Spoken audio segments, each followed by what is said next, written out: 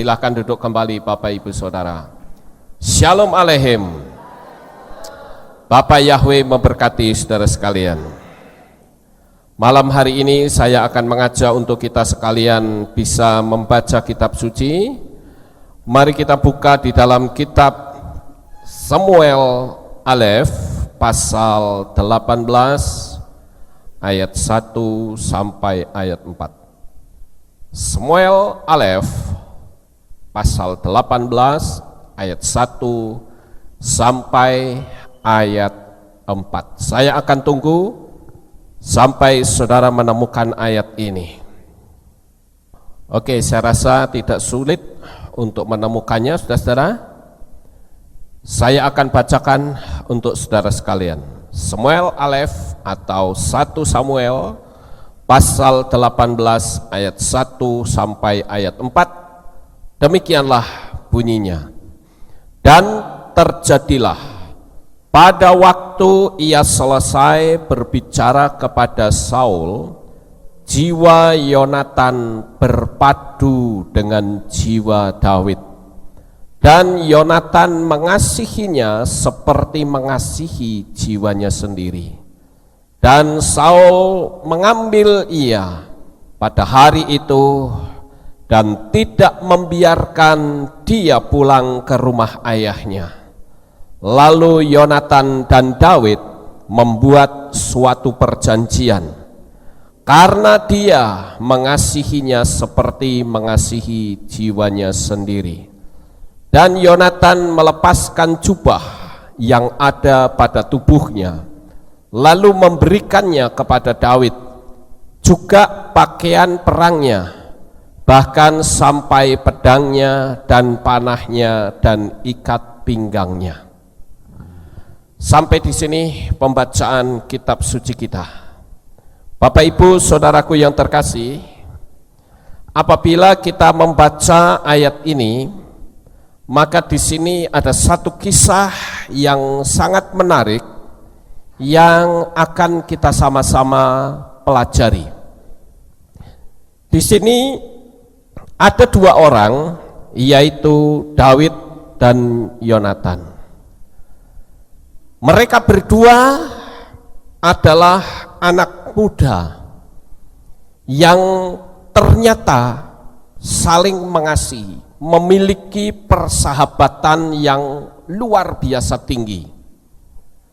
Nah, saudaraku yang terkasih, saya akan memberikan pengertian kepada saudara sekalian tentang persahabatan. Jadi malam hari ini saya memberikan tema kesuksesan kita itu juga tergantung dari siapa sahabat kita. Saudara yang terkasih, kesuksesan itu tidak hanya dibutuhkan skill saja atau kemampuan seseorang dalam melakukan sesuatu, keahlian. Tetapi kesuksesan itu juga dipicu dari siapa sebetulnya sahabat kita. Kita melihat di sini Daud dan Yonatan adalah dua orang anak muda yang memiliki jiwa persahabatan yang sangat luar biasa. Kesuksesan Daud itu tidak terlepas dari persahabatannya dengan Yonatan. Perlu saudara ketahui bahwa pada saat Daud ditekan oleh Saul, Saul ini ayahnya Yonatan, saudara. Tetapi Yonatan sama sekali tidak berpihak kepada ayahnya. Sekalipun dia ayah kandung, tetapi Yonatan berpihak kepada Daud karena Yonatan tahu dalam satu permasalahan Daud itu benar. Malam hari ini saudara-saudara, saya akan memberikan pengertian kepada saudara bahwa yang namanya sahabat dan teman itu sangat berbeda sekali. Jangan sampai kita tidak mampu membedakan antara sahabat dan teman. Sekalipun mereka mirip, mereka jalan bersama, tetapi sahabat itu lebih dari sekedar teman. Beberapa waktu yang lalu, saudara-saudara, saya mendapatkan WhatsApp dari seorang anak muda, dan anak muda ini adalah termasuk anak muda yang hebat. Dia punya kepandaian di kuliahnya itu luar biasa. Saat ini dia sedang melakukan semacam kuliah kerja nyata begitu. Apa namanya kalau kuliah kerja nyata itu? KKN, ya, kuliah kerja nyata, disingkat KKN gitu. Anak muda ini, saudara-saudara, dia memiliki IP itu 3,8. Menurut saudara tinggi atau rendah? 3,8 itu nyaris sempurna. Nah, tetapi ada sesuatu yang harus saya terangkan kepada anak muda ini adalah bahwa anak muda ini sekalipun dia memiliki kepandaian yang luar biasa di sekolahnya, ternyata ketika dia berhadapan dengan satu tantangan, dia tidak memiliki keberanian untuk maju.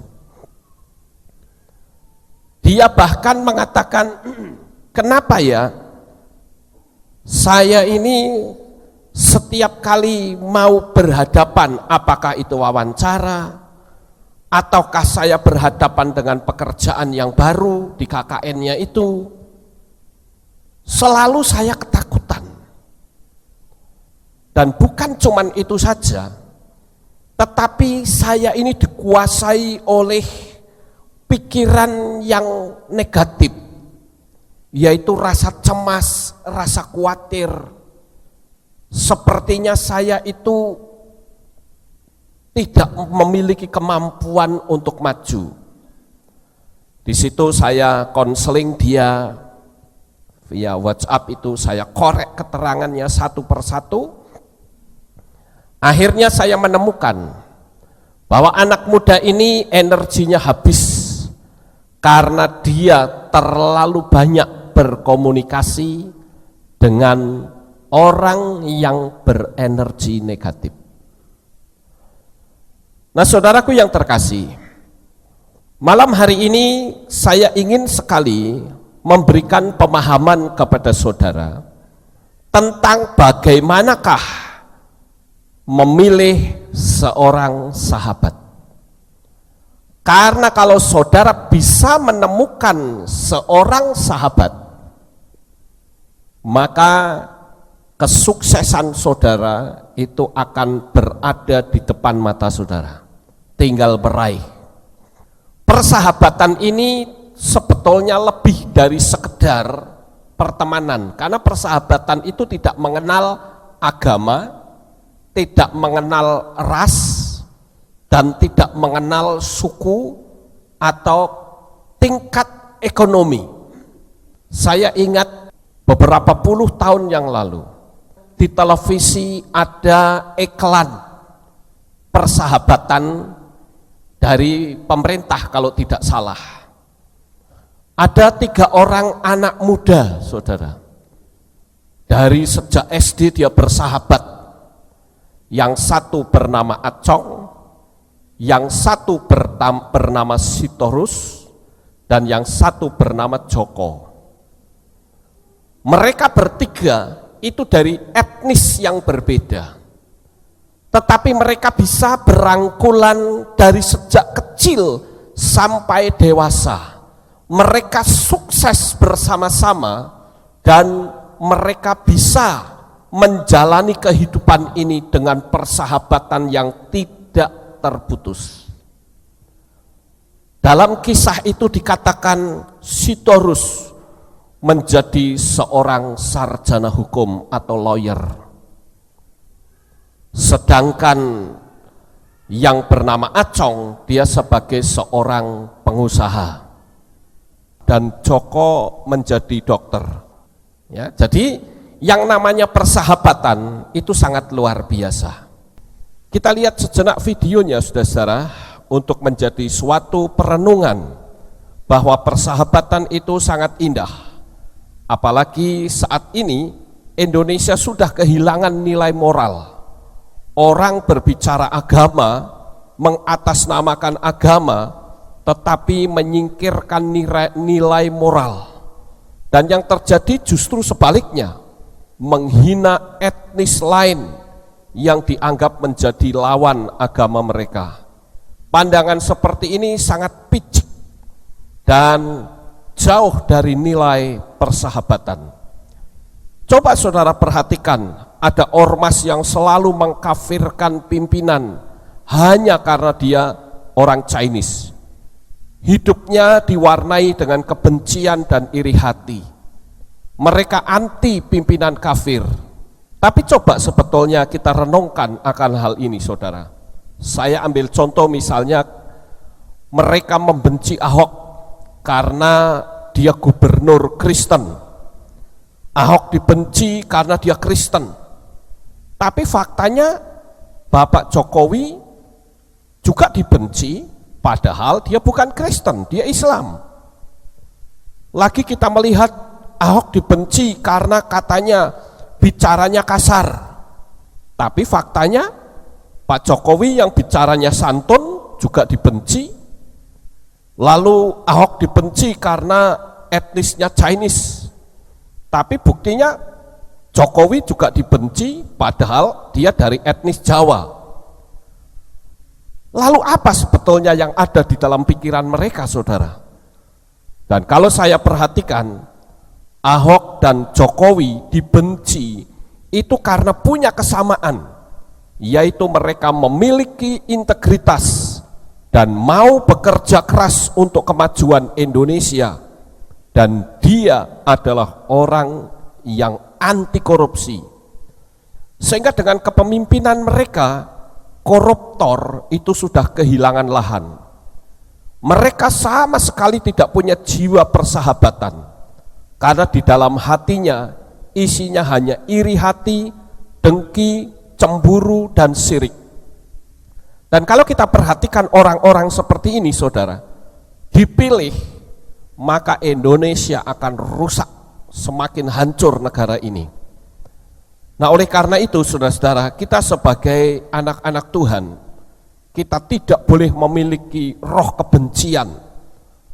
Kita tidak tahu menau hidup mereka isinya membenci.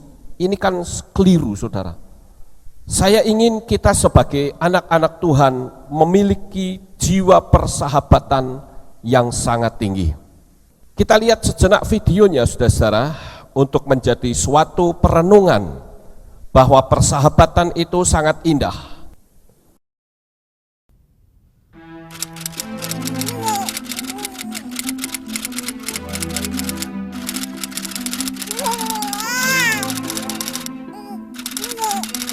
Kita semua lahir tanpa bisa memilih siapa orang tua kita. Sebutkan alat pengangkutan yang ada di daerahmu. Siapa yang tahu? Sitorus, Acong, Joko.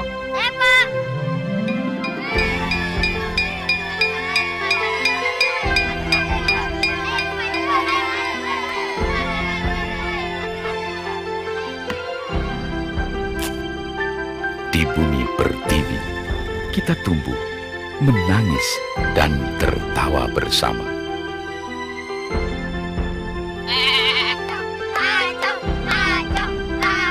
Meski kita berbeda-beda, tapi sesungguhnya kita adalah satu.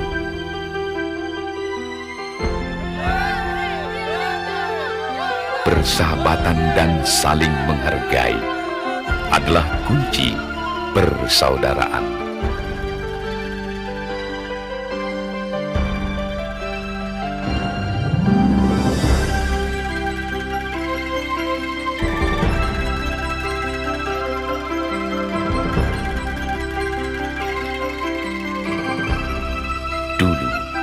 sekarang dan selamanya. Kita bersatu untuk negeri tercinta.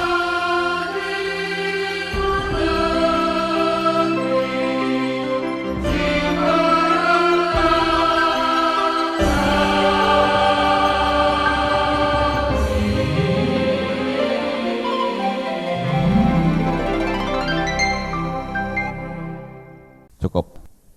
Malam hari ini saya merenungkan bagaimanakah kita bisa menemukan seorang sahabat yang mampu membuat kita meningkat kehidupan kita dan kita tetap eksis menghadapi setiap tantangan yang ada di dalam dunia ini. Bersama dengan sahabat, ibarat seperti kita itu ada yang membimbing. Nah, oleh karena itu saudara-saudara, saya membandingkan persahabatan ini seperti Daud dan Yonatan. Saya mempelajari tentang dua orang ini, itu sangat luar biasa saudara. Daud memiliki karakter yang berbeda dengan Yonatan. Tetapi mereka bisa berjalan bersama-sama, bahkan sampai Yonatan mati pun Daud masih tetap tidak berubah hatinya. Mereka berdua begitu dekat sekali. Nah, malam hari ini saya menemukan ada beberapa hal. Seperti apakah sahabat itu? Karena sahabat itu berbeda dengan teman. Sahabat itu jauh lebih baik dibanding dengan teman. Nah, untuk mencari sahabat itu ibarat seperti mencari mutiara di tengah padang pasir, saudara. Sekali saudara menemukan seorang sahabat, jangan pernah dilepaskan mereka. Tapi tentu harus memiliki kriteria. Saya menemukan ada kurang lebih 8 hal yang menarik yang bisa kita sama-sama perhatikan, saudara. Kalau saudara minimal bisa mendapatkan 5 saja, itu berarti kan lebih dari separuh, itu sudah bisa disebut sebagai sahabat. Syukur-syukur bisa 8 hal ini, itu sudah betul-betul yang dikatakan sahabat sejati. Seperti apakah sahabat yang harus kita miliki? Yang pertama adalah seorang sahabat, dia adalah orang yang memiliki dalam tanda petik leadership friend atau sahabat pembimbing. Nah, ini ibarat seperti saudara pergi ke satu jalan yang saudara tidak pernah tahu, saudara akan dibimbing oleh GPS. Teman yang selalu mendorong dan mensupport di saat saudara menghadapi tantangan atau permasalahan. Jiwa pembimbingnya itu kuat sekali, saudara. Itu saudara harus jadikan dia sahabat. Walaupun itu belum cukup. Nah, untuk memiliki sahabat yang berjiwa leadership itu tidak mudah. Tetapi sekali saudara mendapatkan sahabat yang seperti itu, perjalanan kita itu ibarat dibimbing oleh GPS. Dan sahabat yang berjiwa leadership itu sangat enak sekali apabila kita menghadapi masalah, kita bisa bertanya dan dia selalu menunjukkan jalan keluarnya. Tidak mudah orang memiliki teman atau sahabat yang berjiwa leadership. Yang ada yang selama ini saya perhatikan adalah ketika kita memiliki masalah, teman kita itu tidak membimbing, paling cuman hanya berkata berdoa saja. Saya rasa kalau berdoa saja nggak usah kamu suruh juga aku pasti berdoa. Jadi sekali lagi saudara, milikilah seorang teman yang memberikan jiwa leadership, membimbing. Harusnya begini, kalau ada masalah, ayo kita berdoa bersama kalau satu iman. Kalau tidak, setidak-tidaknya sahabat kita akan berkata, karena imannya berbeda, saya akan dukung Anda dalam doa. Menurut kepercayaan mereka, itu sudah merupakan support untuk mental kita, saudara. Jangan sampai orang kena masalah, tapi malah disalah-salahkan. Itu bukan sahabat yang baik. Saya akan tunjukkan contoh, yaitu Ayub. Ayub itu dikatakan memiliki beberapa orang sahabat. Ada Elifas, ada Bildad, ada Zofar, ada Elihu. 4 sahabatnya. Tetapi ketika Ayub mengalami malapetaka yang hebat, coba saudara pelajari kitab Ayub seluruhnya. Saudara akan menemukan di sana bagaimana Ayub atau Iyob ini dituding-tuding oleh teman-temannya. Saya mempelajari kitab Iyob ini sampai habis dan saya menemukan ada beberapa hal yang cukup menarik. Next time saya akan sampaikan kepada saudara tentang pembelajaran dari kisah Iyob, saudara. Tetapi saya tekankan di situ tentang sahabatnya Iyob. Dia pernah berkata, kamu pasti bersalah di hadapan Tuhan. Kamu pasti jahat. Kamu pasti begini, kamu pasti begitu. Jadi bukannya dihibur, tapi malah disalah-salahkan. Sampai sekali waktu Iyob itu muncul kata-kata yang tidak nyaman dengan berkata bahwa teman seperti apa? Kamu adalah sahabat sialan, katanya. Jadi di sini Iyob sudah dalam keadaan tertekan, disalah-salah kesisan, saudara. Jangan pernah saudara bergaul dengan orang yang jiwanya seperti itu. Ini baru pertama ya, baru poin pertama. Nanti saudara boleh catat, saudara ingat baik-baik, lalu saudara jalani hidup ini. Kalau menemukan orang-orang yang kita maksud, ambil dia sebagai sahabat.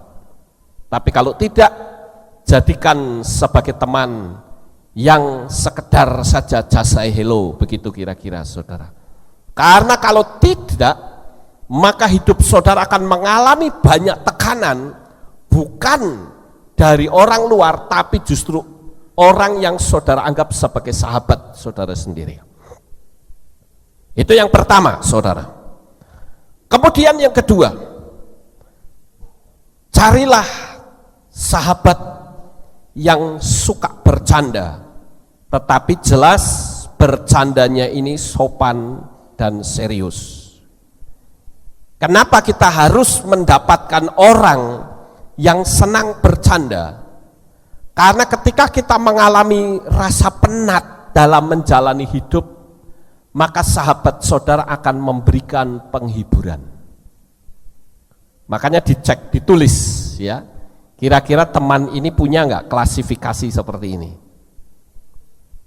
Jadi tidak selalu serius terus, tapi bisa guyon, bisa bercanda.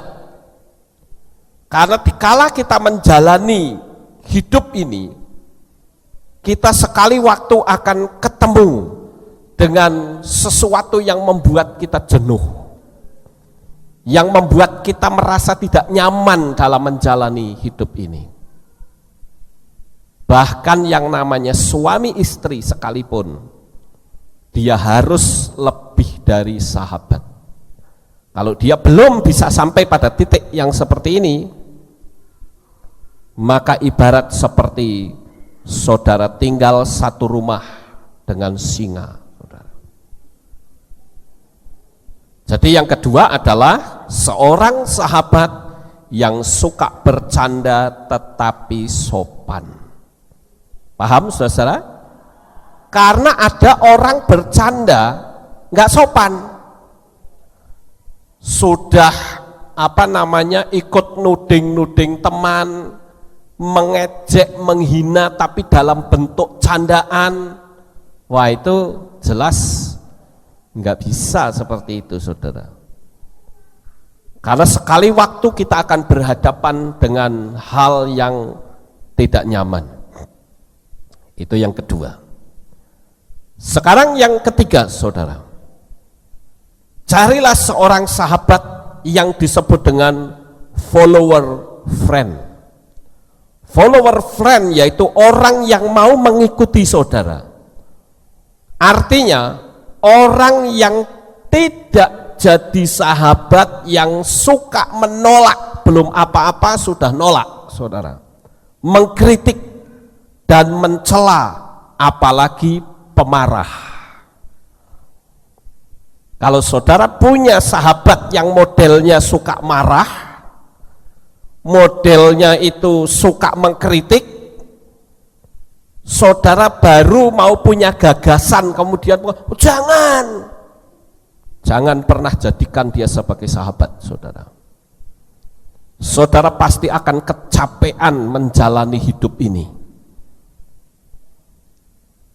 Coba kita cek. Mungkin kita yang mencari orang seperti itu, lalu pertanyaannya bagaimana dengan diri kita sendiri? Apakah aku juga bisa menjadi seorang sahabat bagi orang lain? Memang kalau orang marah itu bisa saja terjadi, saudara. Melihat sesuatu yang tidak nyaman, orang bisa saja marah. Sekalipun sahabat sekental apapun, bisa terjadi marah-marahan. Tetapi waktunya tidak bisa lebih dari 1 hari. Itu baru sahabat sejati. Karena ada orang yang marah-marahan itu sampai seminggu, 1 bulan gak omong-omongan, gengsinya tinggi, dia belum mau tegur saya, ojo ngasih aku tegur dia. Ini orang yang seperti ini jangan jadikan sahabat. Saudara akan pasti kena teror mental kalau ketemu dengan orang yang model begitu. Jadikan dia sebagai teman biasa. Jadi seorang sahabat adalah seorang yang juga mau mengikuti saudara. Itu yang pertama. Artinya kita juga bisa menjadi sahabat bagi orang lain. Kita bisa mengikuti dia. Artinya mengikuti yang bagaimana? Mengikuti karakter dia. Bisa istilahnya kalau orang Jawa bilang itu tepos liro gitu ya. Bisa memahami orang lain. Karena kalau tidak, saudara bisa benturan. Jangankan kok orang lain, sedang saya yang kembar saja bisa punya karakter yang berbeda. Bisa punya perbedaan pendapat, bisa.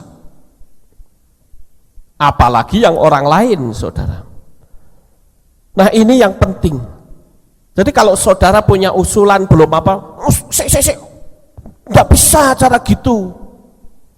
Ya sudah, lebih baik jangan bersahabat dengan orang yang seperti itu. Apalagi yang sering kali mengkritik kita. Mengkritik, memang kita sekali waktu butuh dikritik, tapi kalau tipe kritikannya itu melebihi porsi sampai kita sendiri jenuh, itu jangan jadikan sahabat, saudara. Karena tingkat kejenuhan kita, orang kan harusnya bisa tepos liro, bisa memahami kelemahan orang lain, orang bisa memahami kekurangan orang lain. Tapi kalau belum apa-apa dia selalu nyalahkan kita, mengkritik kita. Jadi porsi kritikannya itu dalam 1 minggu itu terlalu banyak gitu. Dan tidak usah bersahabat dengan orang yang seperti itu. Anak muda yang tadi saya ceritakan saudara, itu pernah sekali waktu nyaris tidak naik kelas saudara. Karena apa? Karena dia itu jadi malas belajar. Karena dia kalau punya sahabat yang lain, ini cemburu saudara, marah, kritik. Saya bilang, tinggalkan mereka secara perlahan-lahan. Nanti mereka benci sama saya, itu sudah risiko. Lebih baik kamu dibenci oleh orang yang energinya negatif daripada kamu bersahabat dengan orang yang energi negatif, maka kamu akan mengalami banyak kegagalan. Pilih, kamu pilih sukses atau tidak? Dia bilang, saya pilih sukses Pak. Oke, kalau you pilih sukses, tinggalkan sahabat yang seperti ini. Nah saudara yang terkasih, kita harus berhati-hati di dalam kita menjalani hidup ini bersama dengan seorang teman. Selama orang itu belum bisa dipercaya, hati-hati, jangan pernah kita bercerita yang enggak-enggak saudara. Nanti cerita itu bisa disebarluaskan karena dia telepon gendong. Itu jangan dijadikan sahabat orang yang seperti itu. Jadilah cari sahabat yang memiliki mental follower friend. Kemudian yang berikutnya, yang keempat adalah jika saudara cerita hal-hal yang besar, seorang sahabat sejati dia akan mensupport, akan mendukung. Dia akan berkata, wah bagus. Berarti dia punya jiwa motivator saudara. Misalnya saja ada orang berkata begini, ngomong sama temannya, aku punya visi dan impian untuk memiliki rumah yang besar, kemudian mobil lebih dari satu, ya, kemudian memiliki kehidupan rumah tangga yang nyaman. Tapi teman yang dengerin kita berkata, mbok wes ndak usah ngomong sing gede-gede sih. Kayaknya kok aku nek denger kamu ngomong kok jadi kegeden rumangsan ya. Mbak usah ngomong gede, lihat aja lah kenyataan orang kita ini juga masih sekolah kok misalnya. Atau kita saja kenyataannya seperti ini kok berpikir hal-hal yang besar. Mbak sudah, nggak usah berpikir seperti itu. Oh ya terima kasih, jawab gitu saja. Langsung di stempel dalam hati saudara, orang ini harus dieliminasi saudara. Tidak bisa terus berhubungan bersahabat. Sekedar teman, cuman istilahnya hanya berkata atau just say hello gitu, nggak apa-apa. Karena mereka juga tidak boleh dimusuhi saudara. Kalau dimusuhi mereka bisa merusak jalan hidup saudara. Karena memang energinya negatif. Jadi saudara harus melihat apakah teman ini bisa mensupport atau tidak. Kalau teman ini sudah tidak bisa mensupport, sudah lebih baik tinggalkan. Karena di luaran sana itu sangat banyak orang yang memiliki jiwa sahabat itu banyak sekali, cuman kita belum ketemu aja orangnya saudara. Oleh karena itu supaya kita bisa ketemu sama orangnya, kita sendiri perbaiki mentalnya. Artinya kita senang bergaul dengan orang lain sambil kita menyelami dari cara kita berjabat tangan, dari cara orang berbicara, kita bisa tahu ini bisa dijadikan sahabat atau tidak. Kalau dari cara ngomongnya saja sudah ngelantur ngalor ngidul nggak karu-karuan, ya sudah, jangan pernah dijadikan sahabat. Dan itu akan menjadi malapetaka untuk saudara. Itu yang keberapa? Keempat. Sekarang kelima, saudara. Kelima ini sangat penting sekali, yang sering kali banyak orang mengalami kehancuran di poin 5 ini. Yaitu apa? Jangan berteman dengan orang yang selalu pinjam-pinjam uang. Ingat itu. Karena apa? Karena kalau saudara punya teman mau dijadikan sahabat, tetapi memanfaatkan saudara dengan pinjam-pinjam uang, sebetulnya orang itu sedang menghidupkan bom waktu yang sekali waktu kelak akan meledak dan menghancurkan diri saudara sendiri. Ayo coba renungkan baik-baik. Pernah nggak ada teman saudara, atau mungkin di Kehilat ini, yang pinjam-pinjam uang? Jika saudara berani meminjamkan uang, saudara juga harus siap untuk dikemplang, siap untuk diblong, sehingga hati saudara tidak akan sakit. Oleh karena itu, kita belajar untuk kita tidak meminjamkan uang. Kalau ada uang, lebih baik kasih mereka. Saya paling tidak suka kalau ada orang yang pinjam uang sama saya. Saya selalu berkata, kalau saya ada uang, saya kasih. Tapi untuk pinjam, tidak. Karena pinjam uang itu sama saja memicu bom waktu, sama saja orang itu sedang mempersiapkan diri untuk hancurnya suatu persahabatan. Kalau sudah mulai main pinjem-pinjem uang begitu, hentikan persahabatan saudara. Mungkin bagi yang tukang pinjem uang pasti akan berkata begini, wah ternyata gembala kita ini kejem ya. Saudara, saya bongkar satu rahasia.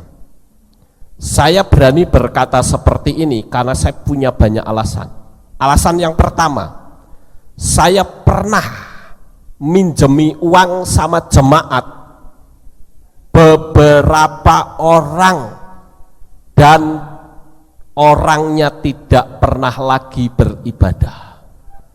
Biasanya kalau orang pinjam uang itu janjinya bagaimana saudara? Manis nggak janjinya? Oh manis, manis sekali ya. Bahkan sama gula aja lebih manis itu. Apalagi kalau sampai dikasih bonus saudara. Misalnya nih, saya contoh saja. Misalnya, Pak Lukas, saya mau dipinjemi uang, saya ini sedang menghadapi permasalahan yang besar sekali. Saya sudah berpikir, berdoa, minta tolong sama Tuhan, tapi rupa-rupanya Tuhan akan pakai Pak Lukas untuk nolongin saya. Jadi tolonglah, ya ini saya sungguh-sungguh minta tolong kepada siapa lagi, saya bisa berharap nanti tanggal sekian saya pasti akan kembalikan. Dan ini kebetulan kok saya akan dapat bonus yang besar Pak. Nanti bonusnya akan saya tambahi untuk Pak Lukas, tapi tolong saya dipinjemin ini. Karena saya orangnya serakah, saya akan berkata, ada bonus dalam hati saya. Wow, kapan lagi? Pinjemnya berapa pinjemnya? Ya, mau pinjam berapa? Ya enggak banyak-banyak lah Pak, paling cuman 10 juta saja. 10 juta? Iya saya yakin Pak Lukas pasti punya deh. Saya gimana saudara? Saya mau ngomong, waduh saya enggak punya, itu bahaya untuk saya sendiri. Ya, tapi kalau saya berkata, oh saya punya, banyak bahkan, malah bikin orang cemburu. Nah kebanyakan kalau orang diomongin begitu, saudara jawabnya apa? Kayak aku gue mangan sedino-dino we angel. Untuk makan sehari-hari aja susah kok. Kamu pinjam saya 10 juta. Hati-hati loh saudara ngomong begitu ya. Nanti saudara betul-betul tidak bisa makan sehari-hari loh. Kita harus berkata, kalau dibilang uang 10 juta saya ada, tetapi maaf, itu semua sudah ada tugasnya masing-masing. Jadi uang ini sudah saya akan pakai untuk ini dan itu. Jadi belum ada planning untuk memberikan pertolongan kepadamu. Jadi mohon maaf. Waduh, Pak Lukas kok jahat amat ya. Belum dikasih duit terus jahat-jahati coba. Ini bahaya saudara. Saya berani ngomong seperti ini karena saya tidak pernah hutang kepada jemaat. Tidak pernah. Dari sejak saya ada di tempat yang lama, dalam kondisi yang begitu berat keuangannya, sampai beli sabun saja saya tidak bisa. Saya harus mandi pakai super busa. Begitu selesai mandi paten celekit kayak digigitin nyamuk semut. Saya tidak pernah minta 1 rupiah pun kepada jemaat. Makanya saya berani menantang dari mimbar ini. Siapakah jemaat yang pernah saya hutangi? Saudara boleh angkat tangan. Tidak ada satupun jemaat yang saya hutangi, saudara. Di tengah-tengah kesengsaraan yang luar biasa, saya tetap yakin, saya tetap percaya bahwa Bapa Yahweh itu pasti mampu menolong saya. Haleluya. Padahal waktu itu saya belum kenal Bapa Yahweh, saudara. Tetapi saya punya keyakinan. Sebab saya berpikir kalau sampai saya hutang tidak bisa bayar, oh ini sahabat jadi musuh. Pernah di tengah-tengah kesengsaraan dulu ada jemaat yang nawari saya begini, Pak Lukas itu ada kredit motor, Pak Lukas mau nggak kredit motor? Saya bilang enggak. Nanti gini, Pak Lukas nggak usah berurusan sama yang lain, saya bayari dulu Pak, nanti Bapak yang bayar sama saya. Enggak, saya nggak mau. Loh kenapa? Saya takut. Saya bilang begitu saudara. Ini sudah merupakan prinsip untuk saya. Jangan sampai jemaat yang saya kasihi sampai putus hubungan, dia tidak mau beribadah lagi hanya karena masalah uang. Itu aib bagi saya. Jadi jangan pernah hutang kepada siapapun juga. Karena sekali lagi orang berani hutang sama saja menghidupkan bom waktu. Tinggal tunggu saja timernya meledak atau tidak. Biasanya orang kalau hutang biasanya nih bayarnya tepat waktu atau tidak? Pasti nggak tepat waktu. Ini tips memiliki sahabat itu penting, saudara. Kita mesti harus betul-betul tega. Demi untuk apa? Untuk kelangsungan persahabatan. Tapi sebetulnya yang disebut sahabat kan tidak boleh pinjam uang kan? Sekarang ini saya memberitahu kepada jemaat, kalau ada jemaat yang pinjam uang atau minta-minta, jangan dikasih, saudara. Kenapa? Karena banyak yang mengatasnamakan jemaat Aleph Tau. Beberapa waktu yang lalu saya dapat SMS dari seorang jemaat di sini. Dia berkata begini, Pak Lukas, apa betul ada seseorang yang namanya, saya tidak perlu sebut saudara ya, kok katanya jemaat Aleph Tau dia mau pinjam duit saya.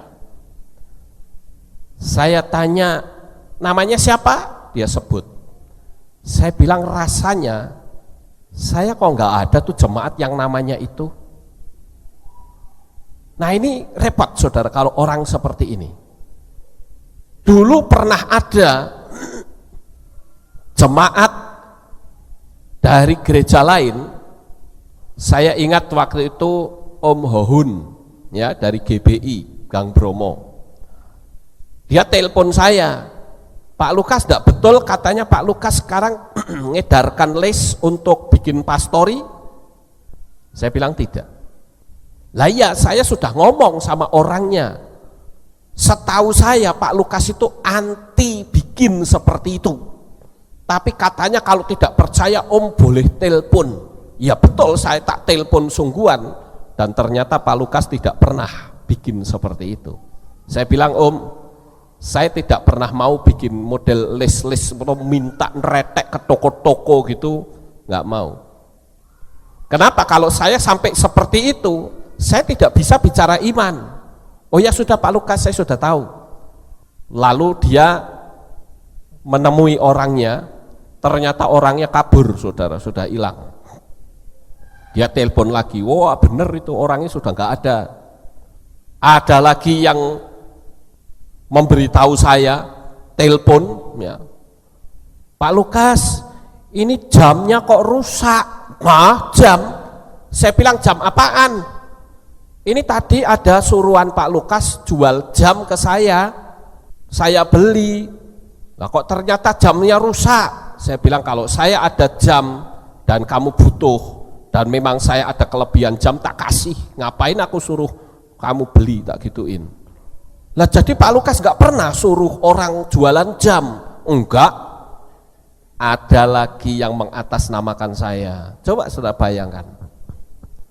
Orang-orang yang seperti ini itu bahaya, tidak bisa dijadikan sahabat.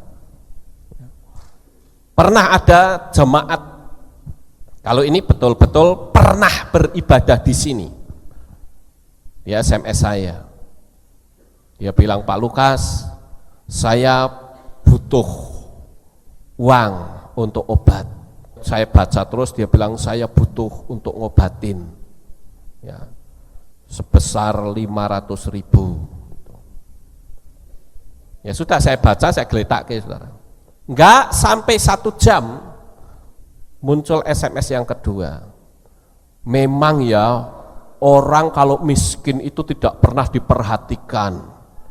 Orang kalau miskin itu memang dihina di mana-mana. Saya niat ngasih jadi luntur enggak kira-kira? Luntur, bahkan jengkel saya jadinya, saudara. Bayangin, orang model-model kayak gini ini enggak bisa jadikan sahabat. Jadi kita mesti berhati-hati, saudara. Saya yakin selama kita mengandalkan Bapak Yahweh, saya percaya kita tidak akan kekurangan. Kitab suci sudah menjamin kita bahwa anak cucu kita tidak akan pernah meminta-minta. Amin, haleluya. Asal kita dekat sama Tuhan. Jadi kalau sekarang saudara punya sahabat yang tukang pinjam duit, berhenti, putuskan hubungan. Setidak-tidaknya jauhi orang itu. Wah nggak enak, nanti itu sudah resiko. Beberapa orang yang pinjam duit sama saya dulu, janjinya muluk-muluk, tapi tidak pernah dibayar, orangnya juga nggak mau ibadah. Pernah sekali waktu karena jengkel saya berpikir hutang mesti harus bayar. Saya ngomong sama salah satu orang pastori, saya bilang coba kamu datangi orang ini, tanya, ya, kamu niat bayar atau tidak. Waktu di sana dia bilang, kenapa kok tidak ibadah, kamu ditanyain Pak Lukas. Saya malu belum bisa bayar. Saya sudah kasih tahu sama orang ini, ya, sama orang pastori ini. Saya bilang, nanti kalau dia seperti itu ngomong, utangmu lunas, digituin saja. Dia bilang, utangmu dianggap lunas oleh Pak Lukas, kamu disuruh ibadah lagi. Oh ya, terima kasih. Sampai sekarang nongol saja tidak, saudara. Sudah saya kehilangan duit, kehilangan jiwa sekalian. Ini kan ngeri, saudara. Jadi saya berharap ya, kalau betul-betul saudara ingin punya sahabat, miliki mental, ya, saya punya mental itu tidak pernah mau minta kepada jemaat, apalagi ngeretek utang-utang sana sini. Saya punya keyakinan bahwa Tuhan itu pasti memelihara hidup saya. Dulu pernah ada orang yang berkata begini, coba saja itu Pak Lukas, ya, dia ditinggal jemaat sebegitu banyaknya, makan apa itu nanti? Faktanya sampai hari ini saya tetap makan nasi, enak lagi, saudara. Ya. Jadi orang-orang yang seperti itu tuh isinya cuma mengutuk melulu, kutukan. Dia anggap saya memanggil nama Yahweh, jemaatnya bubar, saya jadi ngemis-ngemis. Bapak Yahweh tidak akan pernah izinkan itu. Bahkan sejak saya ditinggal oleh jemaat yang sedemikian besar, saya bahkan mendapatkan bonus dihadiahi Tuhan mobil beberapa kali. Saya pernah berkata, saya itu dikasih mobil orang itu sampai 6 kali, saudara. Karena saya punya keyakinan bahwa Bapa Yahweh itu adalah Bapa yang maha besar, Bapa yang selalu menjaga dan melindungi hidup saya. Ya. Jadi sekali lagi, jangan pernah saudara berhutang atau punya teman tukang hutang. Di sini ada jemaat yang kena rentenir, saudara. Saya tadi pagi mendengar, ya, ada jemaat yang kena rentenir, hutang 2 juta, dia sudah keluarkan 45 juta. Ini kan konyol namanya, saudara. Dan saya tidak menghendaki jemaat Aleph Tau ada yang jadi rentenir. Ya, orang yang jadi rentenir itu jahatnya sudah melebihi segala macam kejahatan. Sampai orang luar saja menyebut rentenir itu apa? Lintah darat katanya. Itu sadis loh, saudara. Tahu lintah? Seperti apa? Yang hitam itu loh. Ya, hitam jeblok kecil itu. Itu kalau sudah nempel di badan, itu akan terus nyedot darah sampai tubuhnya gembung besar, dia nggak akan lepaskan. Itu lintah darat, itu seperti itu. Itu lintah, ya. Jadi saya berharap jangan sampai ada jemaat di sini yang menjadi lintah, saudara. Percaya saja kepada Bapa Yahweh dan hidupmu pasti diberkati oleh Dia. Pasti diberkati oleh Dia. Haleluya. Karena masalah ini sensitif sekali. Makanya untuk poin kelima ini agak sedikit panjang agar saudara paham betul. Kemudian yang keenam, saudara, seorang sahabat itu adalah orang yang selalu berpihak kepada saudara jikalau saudara ada dalam kebenaran, sekalipun harus berhadapan dengan orang yang dekat dengan dia. Nah, di sini saya memberikan contoh adalah Yonatan dan Daud. Yonatan dan Daud ini menjadi contoh teladan untuk kita semua, saudara. Karena sekalipun Daud itu dimusuhi berat oleh ayahnya Yonatan, saudara, tetapi Yonatan tetap bersahabat dan dia tidak pernah melepaskan persahabatannya sampai hari matinya.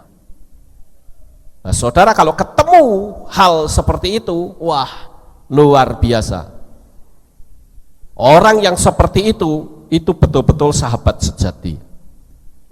Sahabat sejati seringkali saya katakan, Jikalau kondisi saudara dalam keadaan terburuk, berada dalam kondisi yang mengalami suatu tekanan yang hebat, tetapi orang itu tetap mendampingi hidup saudara, itu baru sahabat sejati.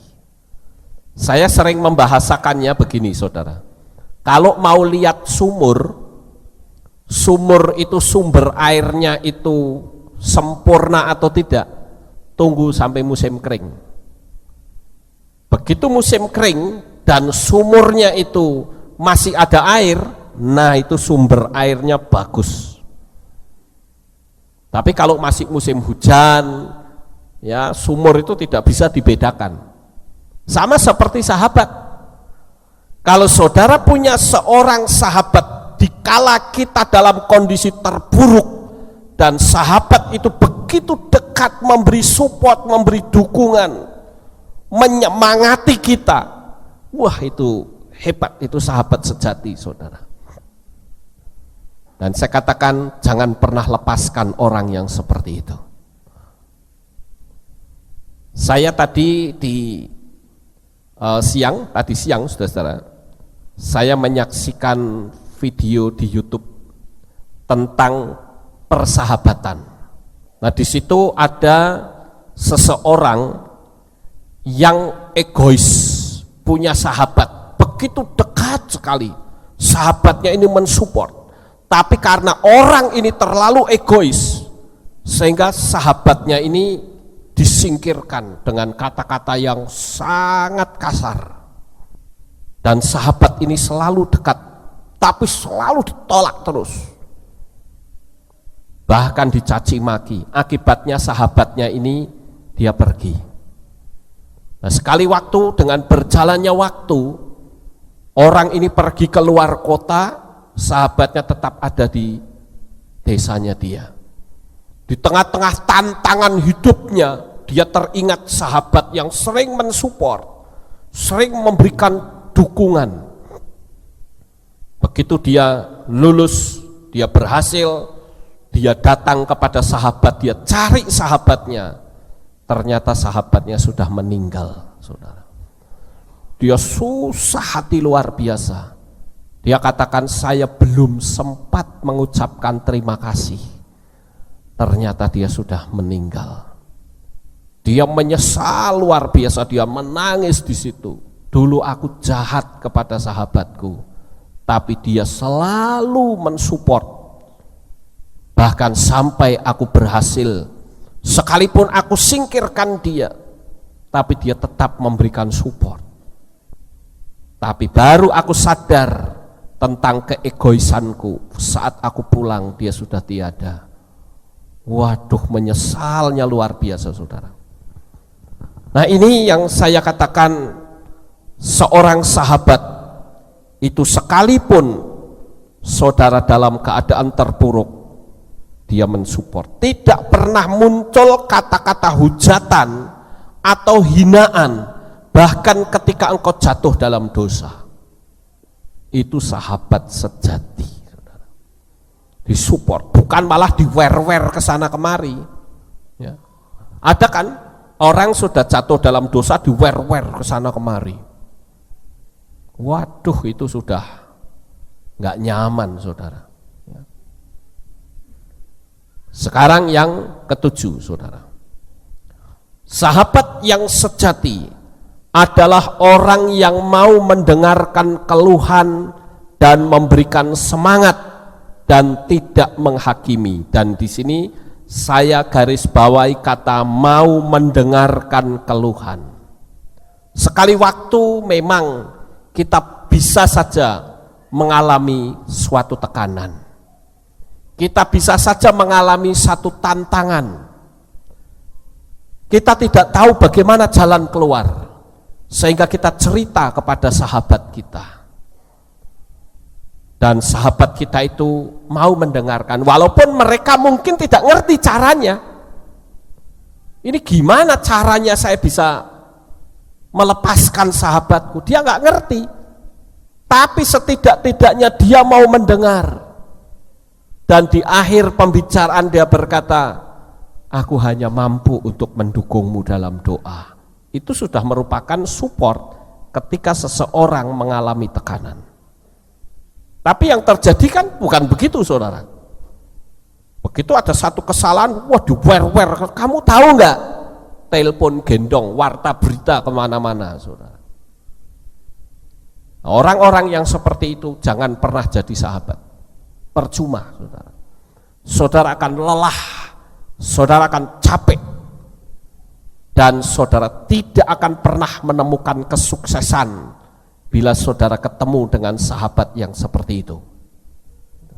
Karena dia akan narik terus. Ya, saudara mau maju ditarik terus. Dan itu celaka banget kalau kita punya seperti itu, saudara. Dan yang kedelapan adalah tidak pernah menceritakan keburukan sahabatnya pada orang lain, sekalipun dia tahu semua kelemahan saudara. Ya, nah ini hati-hati, saudara. Makanya seperti yang saya ceritakan beberapa waktu yang lalu, ada anak muda di sini yang memberitakan nama Yahweh kepada salah seorang pendeta. Lalu pendeta itu mengatakan, oh aku tahu semua, bahkan tentang dirimu aku tahu semua. Lah anak muda ini kan tanya, loh kok bisa Pak, Bapak tahu saya sampai detail itu dari siapa? Oh saya dari Pak Lukas katanya. Wah ini saya bilang ini pendeta ini nekat ini. Ya. Saya katakan sama anak muda ini, coba kamu ngomong sama Pak pendeta itu. Ya. Kapan kamu ketemu sama papi? Katakan. Nanti kalau dia bilang, oh saya ketemu di sini, ya, suruh ketemu sama saya. Karena saya nggak mau meladeni orang yang energinya negatif. Ini kan sudah fitnah. Itu bisa kena pasal loh, fitnah. Iya toh? Ya. Tapi saya nggak mau urusan seperti itu, saudara. Itu terlalu levelnya terlalu rendah menurut saya. Jadi saya biarkan saja. Ya. Jadi saya berpikir dalam hati, pendeta model seperti ini, bagaimana jemaatnya nanti? Bisa-bisa diwer-wer ke sana kemari, saudara. Jadi saya katakan ini orang luar biasa nekatnya. Saya kenal saja tidak, tahu nama juga baru hari itu. Kok katanya saya cerita ngewer-wer jemaat di sini nih gimana? Jadi saya katakan hati-hati, saudara ingin sukses, saudara harus memiliki sahabat yang baik. Karena benar saudara memiliki sahabat yang baik, kesuksesanmu itu ada di depanmu, saudara.